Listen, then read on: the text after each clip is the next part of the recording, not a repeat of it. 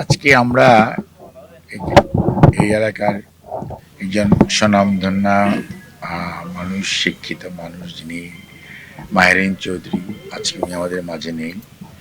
গত 21শে জুলাই ঢাকায় মাইলস্টোনের মানে যে বিমান দুর্ঘটনা, তার পরিপ্রেক্ষিতে উনি ওখানে শহীদ হয়। খালি শহীদ হয় নাই, উনি শিক্ষক হিসাবে, শিক্ষয়িত্রী হিসাবে ওনার ছাত্রছাত্রীদের জীবন বাঁচানোর জন্য উনি যে দায়িত্ব পালন করেছেন, এটা অনন্য। একদিন নিজের জীবন উৎসর্গ করে উনি বাচ্চাদেরকে জীবন রক্ষা করার যে দায়িত্ব, শিক্ষক হিসাবে, মা হিসাবে, একজন সত্যিকার অর্থে আলোকিত মানুষ হিসাবে যে দায়িত্ব পালন করেছে, তার প্রতি শ্রদ্ধা জানানোর জন্য বাংলাদেশ জাতীয়তাবাদী দলের পক্ষ থেকে জলঢাকা বিএনপির সম্মানিত নেতৃবৃন্দ এবং স্থানীয় গণ্যমান্য ব্যক্তির উপস্থিত আমরা ওনার আত্মার মাগফিরাত কামনা করার জন্য এখানে এসেছিলাম। তো আমি আল্লাহর কাছে দোয়া করি, আল্লাহ ওনাকে বেহেশত নসিব করুক এবং ওনারকে আল্লাহ ওনার গোরেজাব মাফ করে দিক, এবং ওনার পরিবারের সত্যিকার অর্থে এটা একটা অপ্রত্যাশিত ঘটনা। এই আনফর্চুনেট যে ঘটনা, এটার জন্য কেউ প্রস্তুত ছিল না, জাতি প্রস্তুত ছিল না। কাজে আমরা উনি সহ সকলেই যারা শহীদ হয়েছে তাদের আত্মার মাগফিরাত কামনা করি।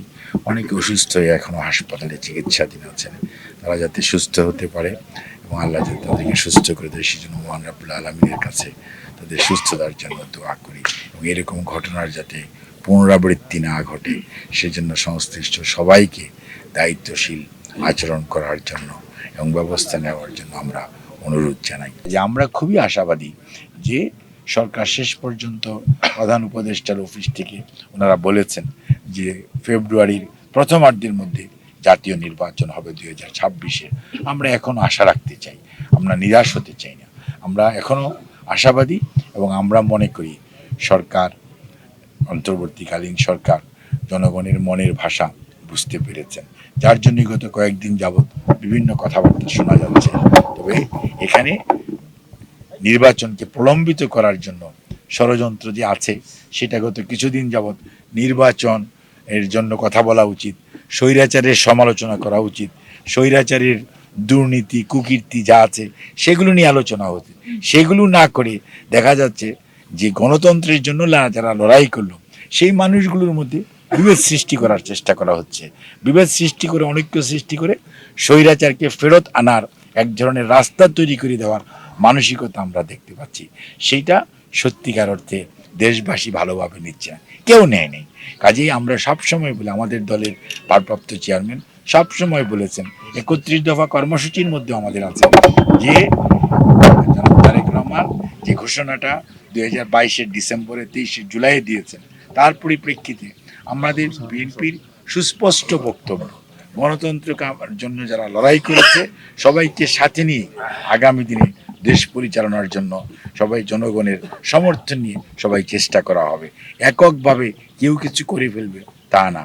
কাজে বিএনপি সবার আগে কর্মসূচি দিয়েছে, আগামী দিনের বাংলাদেশ কেমন হবে সেটা 31 দফার মধ্যে লেখা আছে, এবং সেইটা নিয়েই আমরা দেশের মানুষের কাছে আমাদের নেতা কর্মীরা, অঙ্গ সহযোগী সংগঠনের নেতা কর্মীরা এবং অন্যান্য রাজনৈতিক দলের নেতা কর্মীরাও জনগণের কাছে যাচ্ছে। কিন্তু অন্যরা যারা কথা বলছেন, বিভাজন সৃষ্টির একটু সুর তোলার চেষ্টা করছেন, তাদের কিন্তু বলবো, আপনাদের বক্তব্য নিয়ে আপনারা মাঠে আসেন, জনগণ যাকে ভালো মনে করে, তাকে পছন্দ করবে, তার পক্ষে রায় দিবে, তাতে কোনো সমস্যা নাই। কিন্তু জন আকাঙ্ক্ষা, জনমতের প্রতি শ্রদ্ধাশীল না থেকে শুধু নিজেরা এই কিছু হেঁটে হেঁটে কথা বলবেন অথবা ঢাকায় কোনো অফিসে বসে সাংবাদিক সম্মেলন করে বলে দিবেন, এটাই জনগণের ইচ্ছা। জনগণের ইচ্ছার প্রতিফলন ঘটানোর সুযোগ জনগণকে দিতে হবে। জনগণ যদি সুযোগ পায়, দেখবেন জনগণ কাকে গ্রহণ করে, আমাদের কোনো আপত্তি নেই।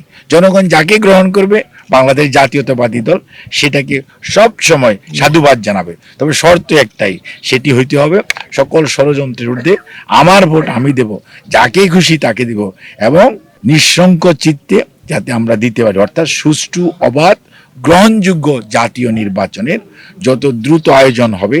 দেশে আজকে যত বিশৃঙ্খলার সৃষ্টি করার চেষ্টা করা হচ্ছে, ষড়যন্ত্রকারীরা তত দমে যাবে এবং বিশৃঙ্খলাকারীরা জয়যুক্ত হবে না। শেষ বিচারে জয়যুক্ত হবে এদেশের গণতন্ত্রকামী মানুষ, গণতন্ত্র এবং সাধারণ জনগণের জয় হবে। শহীদের আত্মা শান্তি পাবে।